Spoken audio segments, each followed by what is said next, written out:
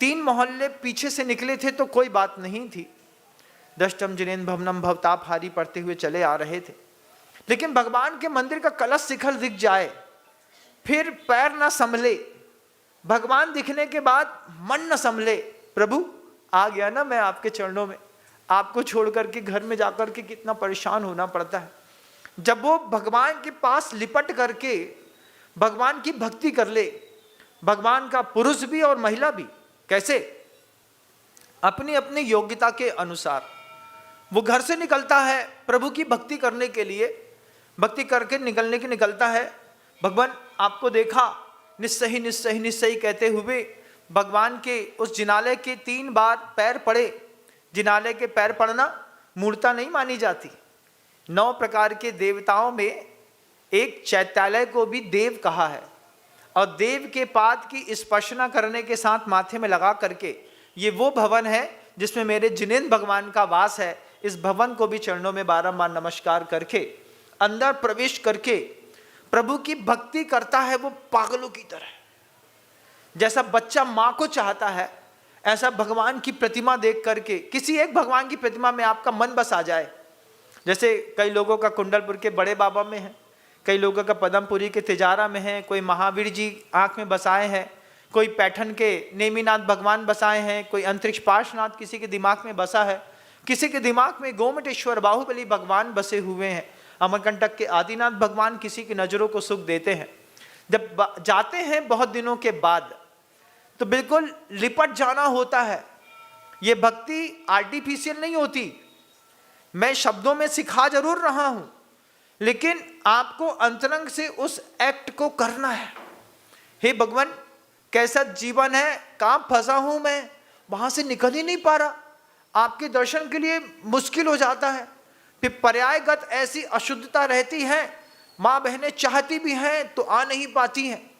उसके लिए भी मंदिर आए तो भगवान से जाकर के बोल देना है, मुझे महीने में कम से कम 25-26 दिन आपका दर्शन चाहिए। मैं नहीं जानती, मुझे आपके दर्शन चाहिए। भगवान से ऐसा बोल के निकलो, भगवान सुनेंगे आपकी बात। फिर आनंद आता है। श्रावक पहुंचता है, शुद्ध द्रव्य लेकर के, चांदी के थाल रहते हैं, अच्छी उसमें द्रव्य रहती है, जल रहता है, शुद्ध वस्त्र पहनता है, भगवान की बेदी पर चढ़ता है, प्रभु के पाद पंकजों की स्पर्शना करता है, अपने जीवन को धन्य मानता है कि दुनिया में कितनी सारी ठंडी चीज़ें हाथ में लेकर के मुंह में रगड़ा होगा, लेकिन अभी आपके पाद पंकजों की ठंडक से मेरी आंख सफल हो गई। भगवान, मेरा जीवन धन्य हुआ। ऐसी पर्याय पता नहीं कब मिलेगी। फिर पूरी वेदी की शुद्धि करता है, अभिषेक करता है, पूजा करता है, महोत्सव करता है, अपना सब चढ़ाता है। जो सबसे उत्तम होता है वो चढ़ाता है। मंदिर का चावल नहीं चढ़ाता। सबसे उत्तम द्रव्य हमारे पास क्या है? पैसे वाले हैं, कमाऊ पूत हैं, खूब पैसा व्यवसाय करते हैं, 100 रुपए की द्रव्य तो भगवान को रोज चढ़ा ही सकते हैं। इतनी तो अपनी भी हैसियत है कि नहीं। लेकिन कुछ लोग इस हैसियत में भी नाकारे निकलते हैं, मंदिर की द्रव्य चढ़ाते हैं, चले आते हैं, दान के नाम पर कुछ नहीं। उनका जीवन विचित्र होता है। सुंदर रूपम भक्ति सुंदर रूपम आचार्य कहते हैं। भक्ति करने वाले को सुंदर रूप की प्राप्ति होती है। उस रूप में स्खलन नहीं होता, उसके चेहरे पे झुर्रियां नहीं पड़ती, चेहरा चमचमाता रहता है, बाल काले से सफेद नहीं होते। बंधुओं, महाराज आपके भी सफेद हो गए, इसका मतलब आपने भी भक्ति नहीं करी होगी। सही बात है। जिंदगी के 20-21 साल तो ऐसे निकल गए। भगवान के मंदिर के जिनकुल में आने के बाद भी 20 साल तक तो भगवान नहीं समझी, आत्मा समझने में लगे रहे। बाद में समझ में आया कि व्यवहार भक्ति की भी जबरदस्त कीमत होती है। मंदिर में रखे जिनबिंब साधारण नहीं होते, असाधारण प्रतिमा के धनी होते हैं। भगवान तो सिद्धालय में विराजमान है, वो तो वहां है, यहां नहीं आने वाले। लेकिन मंदिर की मूर्तियां तीर्थंकरों से भी ज्यादा प्रभावी होती हैं। भगवान को बुरा कहोगे कोई फर्क नहीं पड़ेगा, तीर्थंकर की प्रतिमा के साथ गलत करोगे पूरा का पूरा परिवार जड़ मूल से नष्ट हो जाएगा। वो मंत्रित मूर्तियां हैं, उस विग्रह में प्राण प्रतिष्ठा की गई है, एक एक अंग को जीवित किया गया है, उसके नेत्र खोले गए हैं।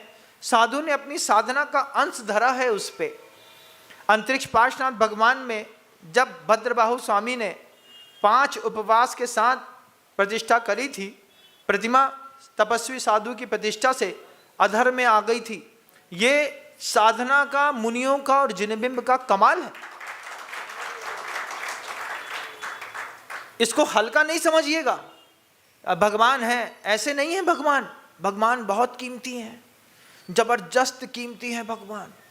किस साधु ने उसकी प्रतिष्ठा करी है, उस साधु की साधना कैसी, उसका कुल गोत्र कैसा, उसका धर्म ध्यान करने का तरीका कैसा, उसका ब्रह्मचर्य कैसा, इससे निश्चित होता है कि मंदिर प्रतिमा कितनी आश्चर्यकारी होगी। फिर आचार्य कहते हैं भक्ति सुंदर रूपम, उस भक्ति करने के कारण सुंदर रूप की प्राप्ति होती है। सुंदर रूप भी बहिरंग का भी होता है और अंतरंग का भी होता है। बाहर से स्वस्थ निरोगी शरीर मिल जाना, किसी भी प्रकार के 18 प्रकार के महारोग होते हैं, उस 18 प्रकार के महारोगों से देह का स्पर्श भी ना होना। गलित कुष्ठ होता है, उदंबर कुष्ठ होता है, लीवर का सोराइसिस होता है, स्किन सोराइसिस होता है। ये सब चीज़ों से अपने आप को मुक्त जीवन जी लेना।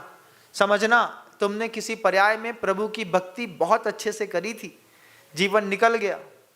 उम्र के अंतिम पायदान तक दांत साथ ना छोड़ें, आंतों में व्यवस्थित गतिशीलता बनी रहे, शरीर में लकड़ी की जरूरत ना पड़े, वॉकर की जरूरत ना पड़े, झुकना ना पड़े, हड्डियों के ऑपरेशन ना कराने पड़े।